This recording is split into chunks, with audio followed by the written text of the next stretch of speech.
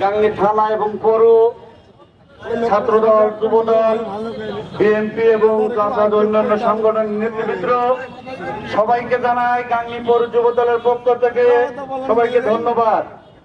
আমাদের নেতা জাভেদ মাসুদ মিল্টন তার নির্দেশে আজকের তাৎক্ষণিক আমাদের প্রতিবাদ মিছিল, এই মিছিলে যারা বিভিন্ন গ্রাম থেকে এসেছেন তাদেরকে আমি জানাই ধন্যবাদ।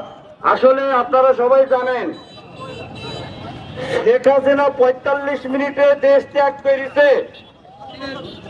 সে ৪৫ মিনিটে দেশ ত্যাগ করেছে, কিন্তু তার যারা ছাত্রলীগ, যুবলীগ, কুত্তালীগ আছে তারা মনে করছে যে না আবার শেখ হাসিনা ফেরত আসবে। ওই আশা আপনারা আর করেন না। গাংনীর আওয়ামী লীগকে বলতে চাই ১৭টা বছর খুব জ্বালিয়েছে, আর জ্বালানির চেষ্টা করেন না। গাংনী বাজারে আসবেন, একটা একটা করে ধরবো আর কুসুর পাওয়ার মতো করে ফেলে দেবো। কারণ আমাদের অভ্যাস আছে, আমাদের জেল খাটা অভ্যাস আছে, পালিয়ে যাওয়া অভ্যাস আছে। সন্ত্রাসী করবেন, চাঁদাবাজি করবেন, বোমাবাজি করবেন, গাংনীর জনগণ কি আপনাদের ছেড়ে দেবে?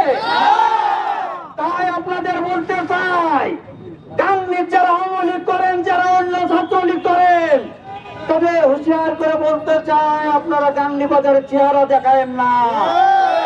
কারণ দীর্ঘদিন আমরা গাংনীতে চেহারা দেখাতে পারিনি, আপনারাও চেহারা দেখাতে এসেন না। দেশ নায়ক তারেক রহমানের নির্দেশে সারা বাংলাদেশে আমাদের যে কর্মকাণ্ড চলছে শান্তিপূর্ণ ভাবে, আমরা সেই আওয়ামী লীগ কুত্তালীগ না যে আমরা সন্ত্রাসী করে বেড়াবো।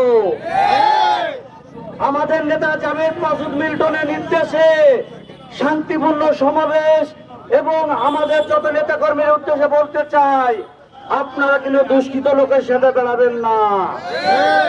কারণ যখন আওয়ামী লীগ ক্ষমতায় ছিল অনেক বিএনপির লোক হাইব্রিড আওয়ামী লীগ হয়ে গেছিল, আবার তারা এই যে দেখতে দেশের অবস্থা ভালো, এখন আবার সেই হাইব্রিড গুলা আবার দলে আসার চেষ্টা করছে। কারণ আমি আমার সিনিয়র নেতাদের বলতে চাই সেই সব হাইব্রিড লোকদের আমাদের দলে কোনো প্রয়োজন নেই।